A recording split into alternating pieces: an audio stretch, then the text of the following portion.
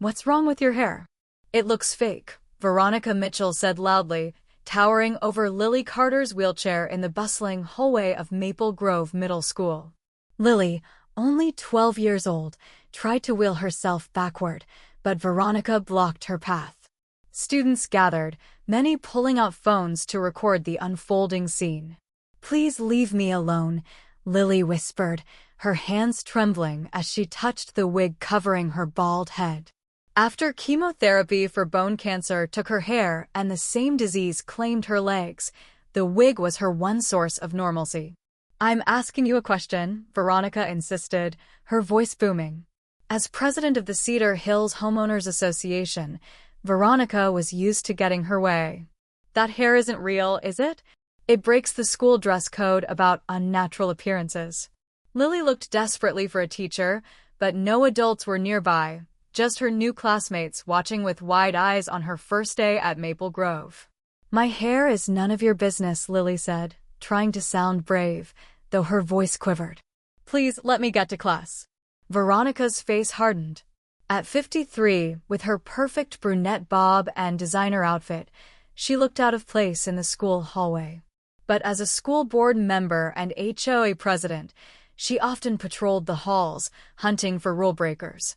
"Don't you dare talk back to me, young lady," she snapped. "I'm in charge of keeping the school proper. That includes making sure students don't wear disgusting fake hair." Without warning, Veronica reached out and snatched the wig from Lily's head, exposing her completely bald scalp, still marked with surgical scars from her last brain scan. The hallway went silent for one excruciating moment. Then whispers began. "She's bald." "What happened to her head?" "Those scars are gross." Lily's heart shattered as she sat exposed. Unlike her legs, hidden under a long skirt, her bald head was now visible to all. Tears spilled down her cheeks as she tried to cover her head with her hands. "Just as I thought," Veronica said with a triumphant smile, dangling the wig like it was trash. "Fake hair is against school policy. You should have read the handbook before coming here." "Give it back," Lily begged, her voice barely audible through her tears. "Please." "Rules are rules," Veronica replied coldly. "Fake hair, fake legs. Maybe you should go to a special school instead of lowering our standards here." The cruel words cut Lily like a blade. 6 months ago, before cancer stole so much, she'd been a normal girl who loved dancing and swimming. Now, this woman treated her like she didn't belong at a regular school. Some students looked uneasy, but no one stepped forward to help. Lily was the new girl, and Veronica was a powerful adult who could make trouble for anyone who crossed her. "My mom gave me that wig," Lily said, still reaching for it as Veronica held it just out of reach. "Please give it back." "Your mother should have taught you to follow rules," Veronica said, relishing the attention as more students gathered. "This is a good lesson for everyone here. In life, you don't get special treatment just because you have problems." She gestured at Lily's wheelchair with disgust. "The real world won't change just because you're different. Better you learn that now." Lily's tears flowed freely, her small shoulders shaking with sobs. This was worse than any nightmare, her first day at a new school, humiliated in the worst way. Then, through her tears, Lily saw something that made her heart both sink and soar. Walking down the hallway, still in her formal black judge's robes, was her mother. Judge Claire Carter had promised to check on Lily during lunch after her morning court session, wanting to ensure her daughter settled in well on her first day back at school after months of hospital stays. She hadn't expected to find Lily surrounded by gawking students, sobbing uncontrollably, her wig in the hands of a smirking woman. "Lily," Claire called, her voice cutting through the whispers like a blade. "What's happening here?" The sea of students parted instantly, recognizing authority. Judge Carter was known throughout Seattle for her fair but firm rulings in federal court. Her presence commanded respect without demand. Veronica's smile faltered, but she held her ground. "You must be Lily's mother." "I'm Veronica Mitchell, HOA president and school board member. I was explaining to your daughter that fake hair violates our dress code. Claire's eyes moved from Lily's tear-streaked face to the wig in Veronica's hand, assessing the scene with courtroom precision. "You removed my daughter's wig?" she asked, her voice dangerously quiet. "In front of her classmates?" "Rules are rules," Veronica replied, with less conviction. "The dress code clearly states." "My daughter," Claire interrupted, each word sharp and measured, "wears that wig because she lost her hair during cancer treatment, the same cancer that took her legs." A gasp rippled through the students, many now glaring at Veronica with disgust. "Well, Veronica faltered, sensing trouble. "I didn't know about the cancer, but still, exceptions can't be made or—" "Under the Americans with Disabilities Act," Claire continued, as if Veronica hadn't spoken, "my daughter has a right to reasonable accommodations for her medical condition." "A wig is such an accommodation." She stepped closer, her judge's robes amplifying her presence. "Furthermore, what you've done constitutes assault, harassment, and discrimination against a minor with disabilities, all of which I witnessed personally." Veronica's face paled. "Now, let's not overreact. I'm simply enforcing school policy, as is my duty." "Give my daughter her wig back," Claire said, extending her hand. "Now." Veronica hesitated, then handed over the wig, muttering, "I was just doing my job."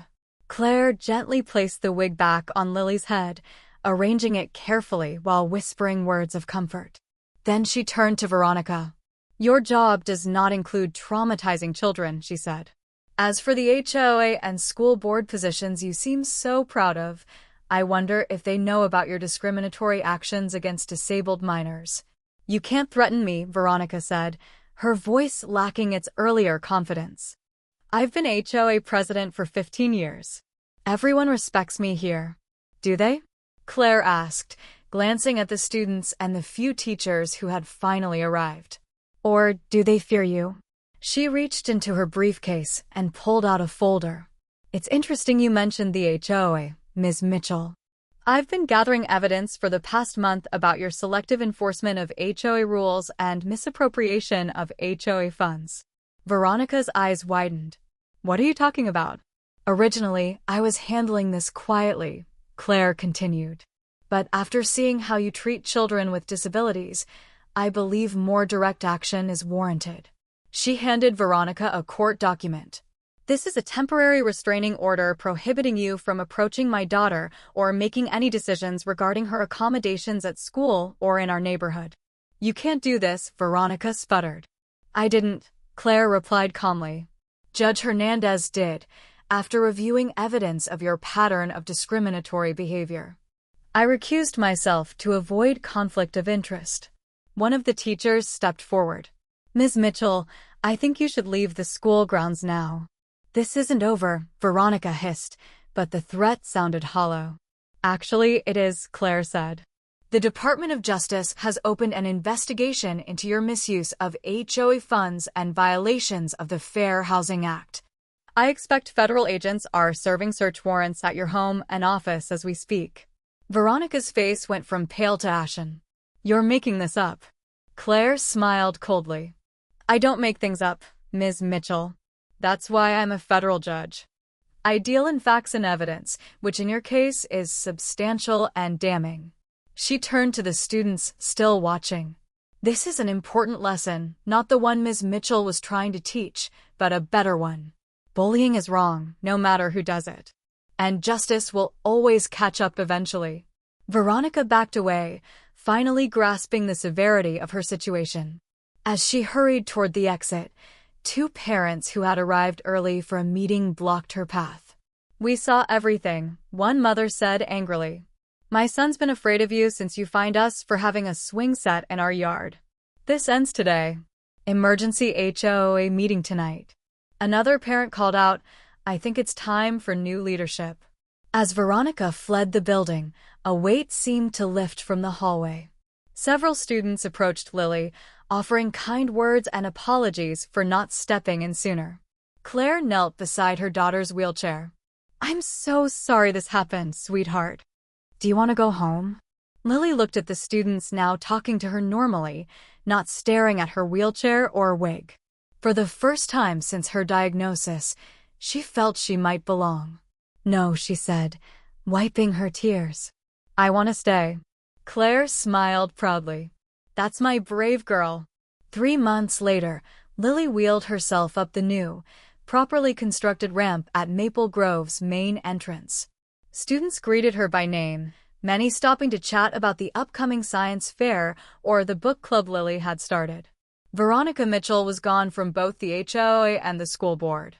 The investigation revealed she'd embezzled over $90,000 from HOA funds over the years, using the money for luxury vacations and designer clothes while claiming it was for community improvements.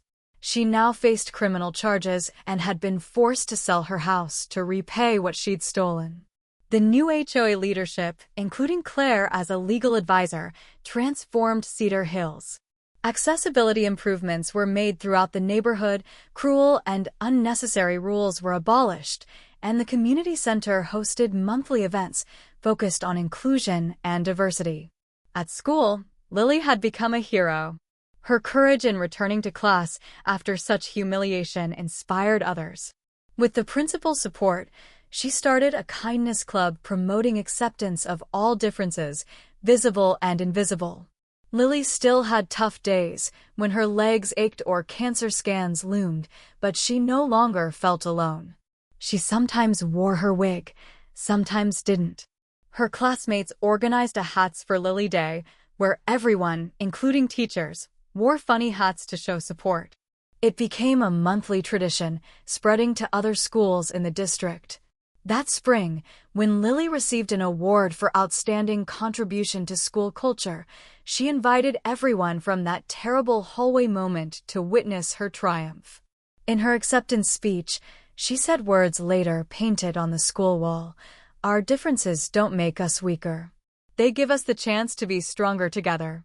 In her chambers later that week, Judge Claire Carter ruled on a landmark disability discrimination case, including a quote from Lily that she saw as the truest definition of justice: "Kindness isn't special treatment.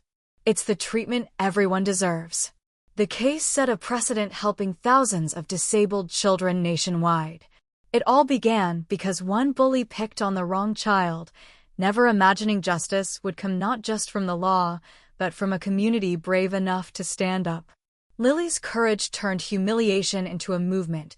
Veronica's downfall reshaped Cedar Hills, and Claire's resolve ensured accountability. Today, Lily thrives, her kindness club grows, and Maple Grove is a place of acceptance. Veronica's legacy is a warning, while Lily's is a beacon, proof that strength, not cruelty, builds a better world.